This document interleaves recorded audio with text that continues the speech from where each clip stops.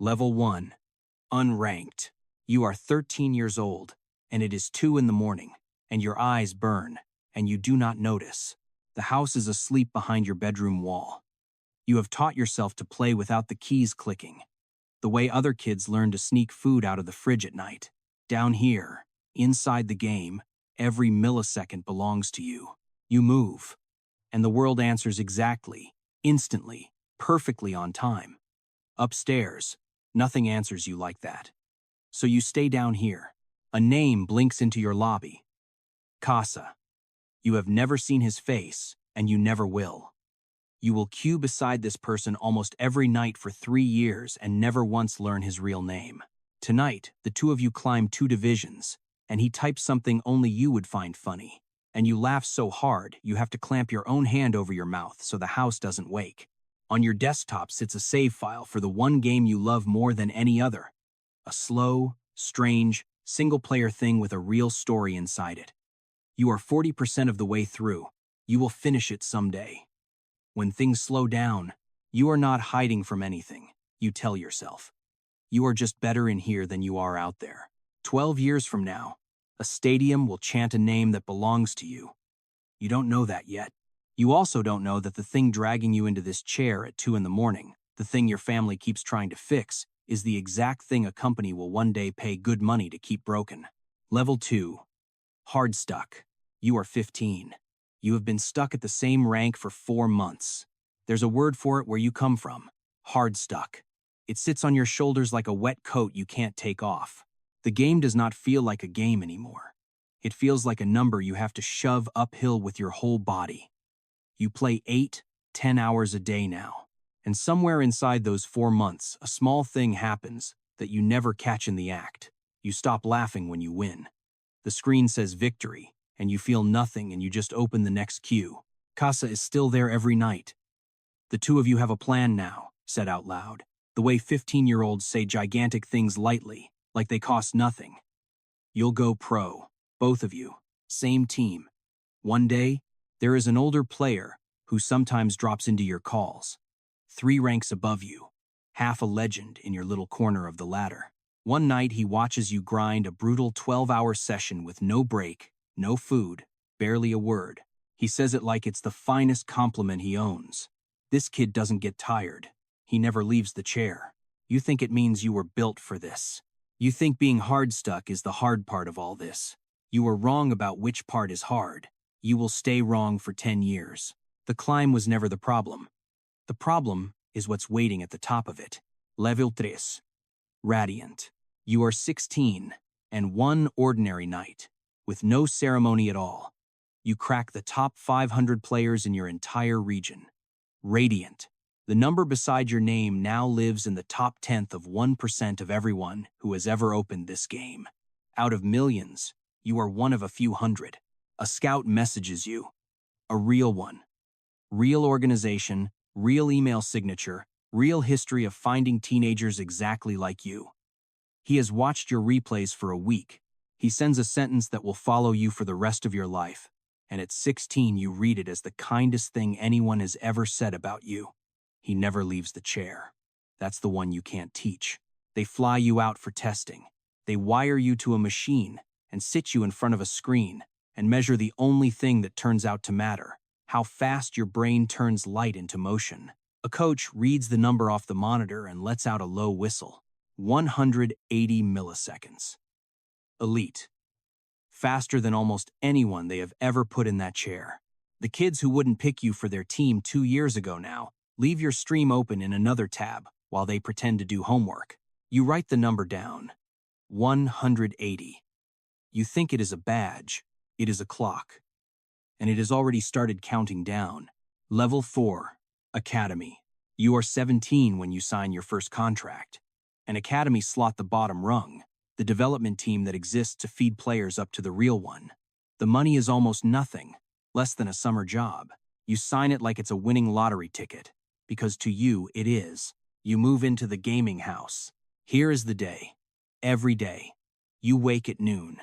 At 1 o'clock you are in the practice room running solo queue to warm up. At 2, scrims practice matches against other teams for 4 straight hours.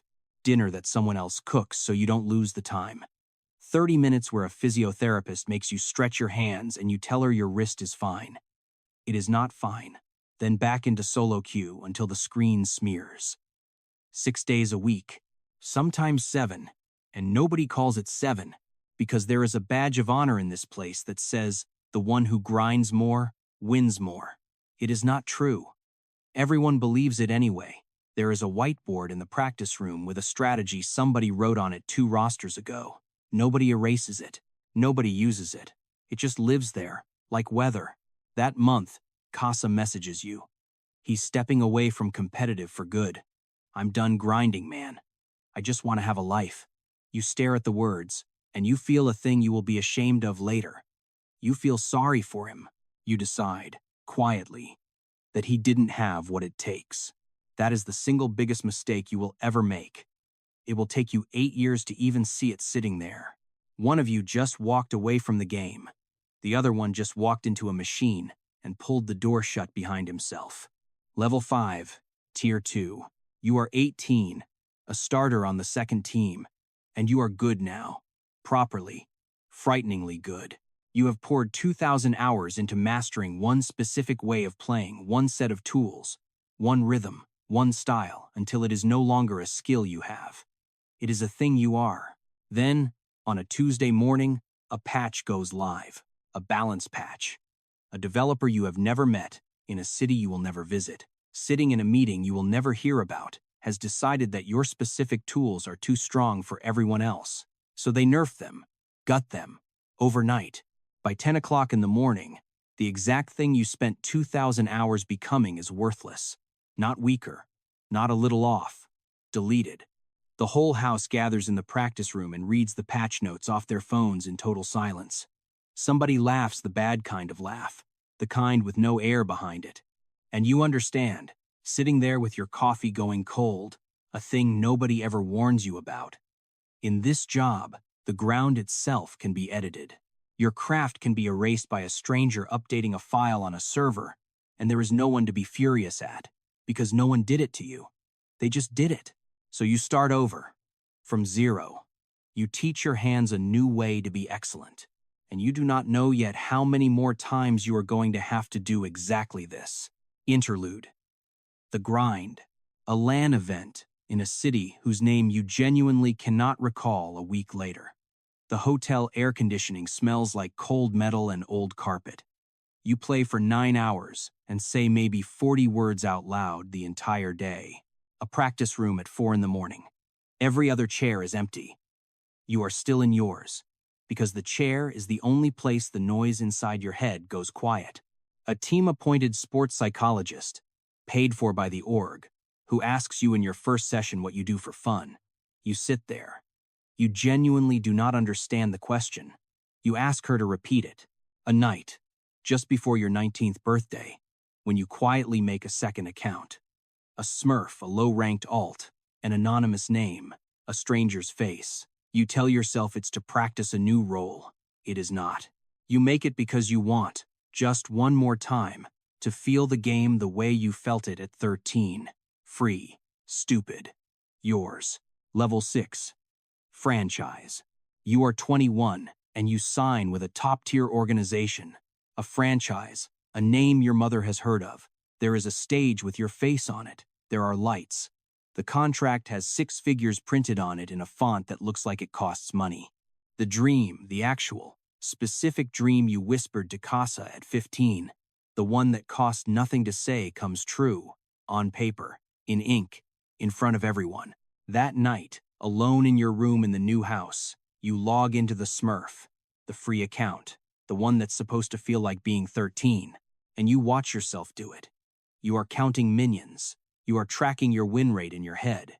You are not smiling, even here, even hidden, even with absolutely nothing on the line and no one watching. You cannot find the boy who laughed so hard at 2 in the morning that he had to cover his own mouth. He is gone. You burned him for fuel, a little every night for 8 years, and you never noticed the exact moment the tank ran dry. You close the account. You don't make another one. And in the dark, you finally understand the thing they never tell you. The organization did not sign you, in spite of the part of you that cannot stop. They signed you because of it. A healthy version of you would log off, would rest, would go have a life, like Casa, and would be worse at this. So no one around you, not the coach, not the manager, not the brand partners, actually wants you to get better. Your sickness is the product, the exact thing your family spent years trying to cure. This company is now paying very well to keep precisely where it is. Being seen, it turns out, never meant being loved. It meant being priced. Out of pure habit, you check the reaction number. It used to say 180. Tonight, it says 188. It's the mouse, you tell yourself. You buy a new mouse. Level 7. Washed. You are 23. You are standing in a stadium that has sold every single seat, and the floor of the stage hums up through the soles of your shoes and into your chair, and 40,000 people are making a sound like an ocean, and some of them actual strangers. Thousands of them are chanting a name that belongs to you. The final game, and you are losing it. You are being read like a children's book, punished for habits you didn't even know you had. And your coach is screaming in your ear to find something, anything, right now. And then you find it. 1. Tell the half-second drift of an enemy's aim a beat before he commits, a thing you taught yourself to read so long ago you'd forgotten you knew it. You feel it before you see it. You take the opening. You take the next one. The whole building inhales at once, a sound like a wave standing straight up. And then it breaks. And you have won. And confetti is coming down out of the dark. And you are holding a trophy over your head. And for the length of that roar, you cannot hear a single one of your own thoughts. For about an hour, you are the best in the world. Then you are backstage, and your coach is turning a screen toward you. And the screen is not celebrating with you. Your reaction time, averaged across the season, 198 milliseconds. At 20, you were 180. The decline is real. It is measured. And here is the part that empties the air out of your lungs. You cannot feel it. You feel exactly as sharp as you did at 16. Your hands feel identical. The data simply, quietly, does not agree with you. There is a 17-year-old in the academy now. He reads the game worse than you do. His decisions are worse. His mind is slower. And he beat you in scrims this week. 11 times out of 15, because his nervous system fires faster than yours will ever fire again. And there is no practice, no trainer, no aim lab, no 2,000 more hours that can hand a man back 18 milliseconds. You think about the scout. 16 years old, that sentence. He never leaves the chair. You heard it as the highest praise of your life. You understand now it was a diagnosis. The exact trait they bought you for is the trait that is ending you. The number that made you special is the number with an expiry date stamped on it. And yours was always coming due right around 24, no matter how brilliant you got at every other part of the game. You won the entire world tonight. And in the same building, on the same night, your own body filed its resignation, and it never asked you first. You spent 10 years getting faster at one single thing. You never once noticed you were also getting older at it. Level 8. Free agent. You are 25. Your contract runs out, and quietly, with no press release, no statement, no farewell post, nobody offers you another one. You are not benched, not cut, exactly, just not signed. A free agent, which is a polite, professional word for a door that has stopped opening. So you do what they all do. You become a content creator. You sit in front of a camera and you play the same game you have played your entire life. And you perform a joy you stopped feeling at 15. People in the chat type that it must be amazing, getting paid to play games all day. You type back something warm and grateful. That is the job now. The full-time performance of the boy you used to be. It is 2 o'clock in the morning. And somewhere in a bedroom, behind a wall, in a house that is fast asleep, a 13-year-old has just pressed a hand flat over his own mouth so he doesn't wake anybody, because he climbed 2 divisions tonight, with a stranger whose face he will never see, and for 1 whole minute the entire world made perfect sense. You open the old save file, the single-player game, the one with the story you were always going to finish when things slowed down. 40%. Exactly where you left it. You became a professional at games, one of the best alive. And you never finished the only game you ever actually loved because the day it became your job was the day it stopped being a thing you loved, and it turns out those two could never once stand in the same room. You message Casa. First time in 9 years. You type the 2 letters you've typed maybe 100,000 times. GG. He writes back fast. He sends a photo. His kid asleep on his chest. And he signs the message with his name, his real name. And you sit in the dark and you realize that across all those nights, all those years, he quietly became a whole entire person, with a name and a family and an ordinary Tuesday and a life, while you stayed exactly what you were at 13, a handle, a reaction time, a resource that ran out on schedule. He was never the one who didn't make it. That 13-year-old, right now, 2 in the morning, hand over his mouth, he doesn't know what he's hiding from yet. He doesn't know that the thing saving him tonight is the thing they'll sell tomorrow. He doesn't know that one day a machine will measure how fast he turns light into motion and hand him a number, and that the number will be the fastest he is ever going to be, and that it starts counting down the second somebody writes it on a card. But he'll learn. They all learn.